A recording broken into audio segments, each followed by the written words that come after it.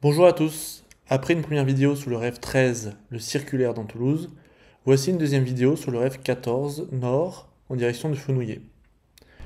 Ce REV 14 partage une partie du parcours avec le REV 2 le long du canal latéral de la Garonne. J'ai donc parcouru ce REV 14 entre le pont des Minimes et Sesquières. Ici une première situation qui montre la dangerosité des bandes cyclables. Pour éviter une voiture, ce véhicule se rapproche de la bande cyclable. Heureusement, le policier a contrôlé ses rétroviseurs, m'a vu et a corrigé sa trajectoire. Mais malheureusement, certains conducteurs ne font pas ce contrôle et percutent donc des cyclistes. Pour avoir un réseau sécurisé pour les vélos, il faut donc bannir ces bandes cyclables et couloirs de bus partagés, et plutôt privilégier des pistes dédiées et séparées de la circulation. Mais après 100 mètres sur ce REV 14, nous avons déjà plus aucun aménagement cyclable. Nous partageons donc la même voie entre voitures d'une tonne environ et des vélos. La petite carte en bas à droite vous permettra de vous repérer sur ce REV 14 Nord. La partie entre Sesquières et Fenouillet sera détaillée dans une prochaine vidéo sur le REV 2 à destination de Saint-Jory. On ne le rappelle jamais assez, mais utilisez vos clignotants pour indiquer votre intention permettre aux autres usagers d'anticiper vos mouvements. Merci donc à ce conducteur d'avoir anticipé son arrêt, ce qui m'a permis de rester à bonne distance de sécurité et éviter tout risque. Pour ne pas faire une vidéo de 24 minutes, le temps que j'ai mis à parcourir ce REV 14 Nord, j'ai accéléré les parties volantes sans événement particulier, comme pour la première vidéo. De retour sur Toulouse, je lance ma chaîne vidéo autour des sujets qui me mobilisent. Le bricolage, la rénovation, la maison, le vélo avec la découverte de Toulouse et sa région, la domotique et l'écologie. Ma Védo pour maison, vélo, domotique. Je souhaite utiliser au maximum le vélo pour mes déplacements sur la région toulousaine. Le REV pour Réseau Express Vélo a donc attiré mon attention. Ce projet qui a vocation à déployer un réseau de pistes cyclables d'une largeur de 2 mètres pour desservir l'ensemble de la métropole toulousaine et au-delà. Malheureusement, au premier grand carrefour de ce REV 14, aucun cheminement cyclable ou panneau n'indique clairement le passage de ce REV 14 Nord. Et nous devons continuer sur un REV 14 Nord sans aucun aménagement cyclable sur cette partie. Comme pour le REV 13, vous remarquerez que à date, depuis le départ, il n'y a encore aucun panneau, même temporaire, de signalisation pour ce REV 14. Encore une situation qui génère des risques à cause d'un manque d'aménagement cyclable clair. Nous continuons sur une bande cyclable, pas toujours très bien définie, la peinture doit avoir quelques années. Pour revenir sur le projet REV, Réseau Express Vélo, c'est 14 lignes et environ 440 km de piste. Lancé en 2018 avec le PDU, plan de déplacement urbain, les études et concertations ont lieu jusqu'à fin 2022. Heureusement que le panneau indique une bande cyclable, sinon avec la peinture effacée, on aurait du mal à la voir. Et pour ce REV, nous espérons donc rentrer en 2023 dans une phase d'exécution pour livrer au plus vite des pistes cyclables sécurisées et séparées, pas forcément comme ici.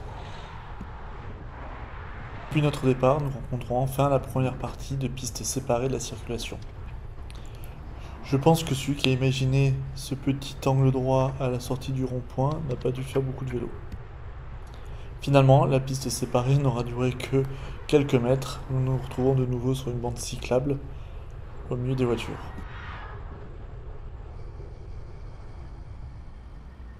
Même si la vidéo est en accéléré, je roule ici à environ 25 km/h. Vous pouvez observer à la vitesse où les voitures me doublent. Or, nous sommes dans une zone 30. Il est donc primordial de créer des pistes séparées pour la sécurité.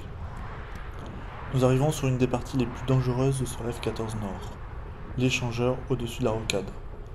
J'ai tourné cette vidéo en dehors des heures de pointe. Je n'ose pas imaginer traverser ce pont avec une forte densité de voitures pendant les heures de pointe. À droite, vous pouvez rejoindre le REV 12 circulaire autour de Toulouse.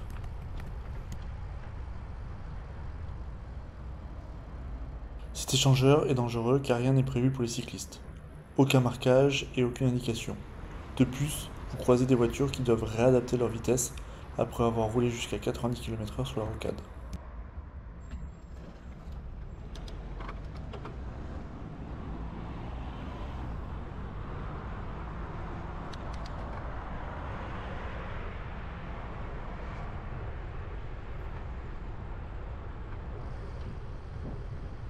Les seuls aménagements mineurs qui sont réalisés sont quand même des sas vélos qui permet au feu de bien se positionner.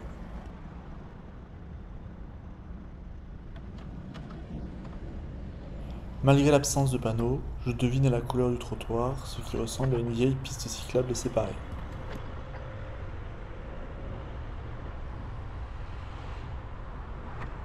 Par contre, je n'ai pas bien compris à ce moment-là, mais elle continuait sur le trottoir, je la rejoins donc un peu plus loin.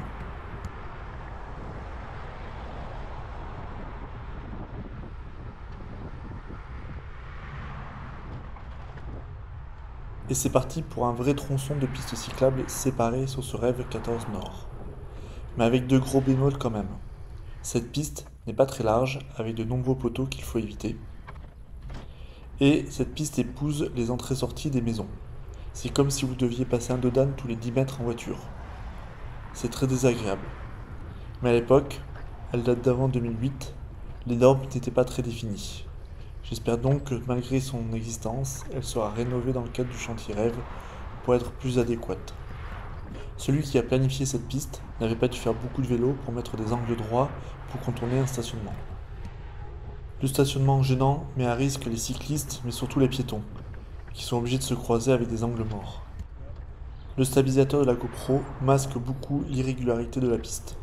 Mais imaginez-vous passer des dodan tous les 10 mètres et vous aurez le confort que j'ai sur mon vélo sur cette partie.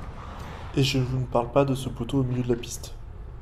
Vous imaginez avoir un poteau au milieu de la route? Et ça continue pour les dodan.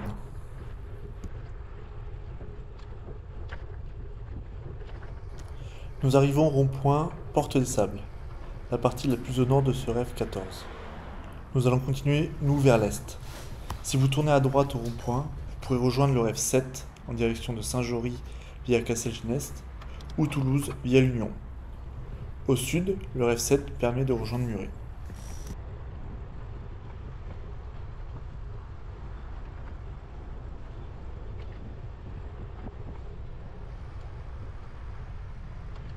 Une belle piste cyclable séparée neuve. Dommage que les panneaux pour travaux en cours n'aient pas aussi prévu des indications pour les cyclistes et soient au beau milieu de la piste. Ce n'est pas clair qui peut passer ici, si c'est uniquement les piétons ou les cyclistes aussi. Bref, il faut descendre sous la route pour pouvoir continuer d'avancer. Et ici, je vais profiter d'avoir un petit passage pour pouvoir rejoindre la piste, même si les travaux sont encore en cours. Bon voilà, on sait que c'est temporaire, espérons que ça ira mieux assez vite et prochainement. Mais encore une fois, c'est dommage d'avoir sur ce type de chantier un manque de signalisation aussi pour les piétons et cyclistes. Voici le type d'aménagement cyclable qu'on souhaiterait avoir partout. Une vraie piste cyclable séparée des voitures et large, avec visuellement une différence entre la partie piétonne et la partie cycliste. C'est quand même beaucoup plus agréable de circuler ici. Même le passage de ce rond-point est prévu et permet de pouvoir le traverser sans difficulté. Par contre ici, c'est beaucoup moins clair. On doit descendre sur la chaussée pour ensuite pouvoir remonter sur la piste cyclable séparée. En plus, cette piste dans ce sens devient bidirectionnelle. Il pourrait être intéressant d'ajouter une ligne pour séparer les deux voies de cette piste pour bien comprendre que nous pourrons avoir des vélos qui arrivent en face. Idem pour ce rond-point, c'est pas très clair où doivent passer les cyclistes, il n'y a pas d'indication. Dommage, le premier était bien, mais les deux suivants sont beaucoup moins bien. Espérons que ceci sera amélioré prochainement. Ici, on voit bien effectivement cette ligne qui sépare les deux voies de la piste et qui permet d'identifier les deux sens de circulation. Une vraie curiosité sur ce pont, une partie de la piste reste sur le trottoir, l'autre redescend sur la chaussée avec un petit élément séparateur. Dans ce sens-là, la piste est large, mais dans l'autre, on voit bien que c'est assez étroit. Dans l'autre sens, la piste est donc un peu dangereuse, car si vous faites doubler à ce moment-là par un camion, comme c'est très peu large, avec l'appel d'air que génère le passage, ça peut vous déstabiliser et vous amener à toucher un des deux bords. Merci à ce conducteur qui a patiemment attendu que je passe avant de s'insérer. On est bien ici dans une zone industrielle, avec tout ce bitume, le bruit du trafic et peu de végétation. J'ai eu un moment d'hésitation, car mon application de guidage GeoVélo m'indiquait de traverser la droite alors qu'une piste cyclable semblait longer l'avenue des États-Unis. Je me suis donc fié à ce que je voyais, et non pas l'application. De retour à la maison, j'ai pu constater que ce tronçon de piste cyclable n'était pas référencé sur OpenStreetMap, car GeoVélo est basé sur OpenStreetMap. GeoVélo ne pouvait donc pas m'indiquer le bon itinéraire. J'ai corrigé OpenStreetMap. N'hésitez pas à vérifier si c'est bon. En traversant le pont du Rupé, nous pouvons rejoindre le REF 2 en direction de Toulouse ou Saint-Jory le long du canal latéral. Cette partie du REF 2 est aussi commune avec le REF 9 entre Pêche-Beaunieu et Saint-Lys. Ici s'arrête cette vidéo à Sesquières. Sur les 8,1 km de ce REF 14 Nord, la moitié se fait en piste séparée sécurisée et l'autre moitié non sécurisée. Il reste encore du travail. Si vous avez des questions ou remarques pour améliorer mes vidéos, n'hésitez pas à laisser des commentaires. Si vous ne l'avez pas encore vu, je vous invite à regarder ma vidéo sur le REF 13 circulaire de Toulouse. Bonne route à vous!